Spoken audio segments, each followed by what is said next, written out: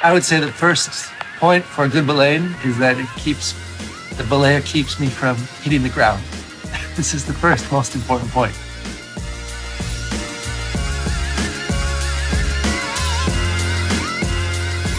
Probably one of the number one points in belaying is to never take your brake hand off the rope. Dynamic belaying is about softening the shock in the rope system, like when we fall.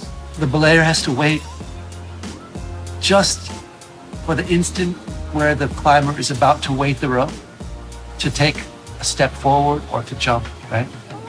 There's no point to jump before because it won't work the same way. And it's not enough just to give extra rope because, you could still fall in a really static way if you have slack in the system. But it's really important to, right at the point when I'm about to weight the rope, that the belayer takes some steps forward, so it's really like a dynamic situation on both sides. And so in that way, the belayer needs to be able to read what's happening with the climber. And it's not just like give rope, it's how you give rope. Because it's not necessary that you need to give a lot of slack. It's just in the moment of impact, you need to give a little bit of rope so that it's not such a dry, static impact, right? There's times when it's not a good idea to give a dynamic belay, in particular when the climbers, in the first few bolts, when there's a risk of a ground fall, you don't want to give more rope.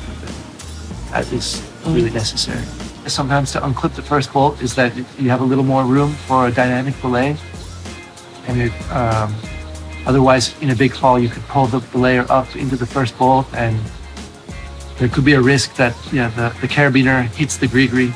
And so this is also why you always have to keep your brake hand. And like I said, that's why I'm so particular with who belays me. It's not just like, hey, belay me, man. No, it's like, I want to see, I want to know, a little bit about that person. Because in the end, my life is in their hands and vice versa. So it's actually something to be, taken quite seriously.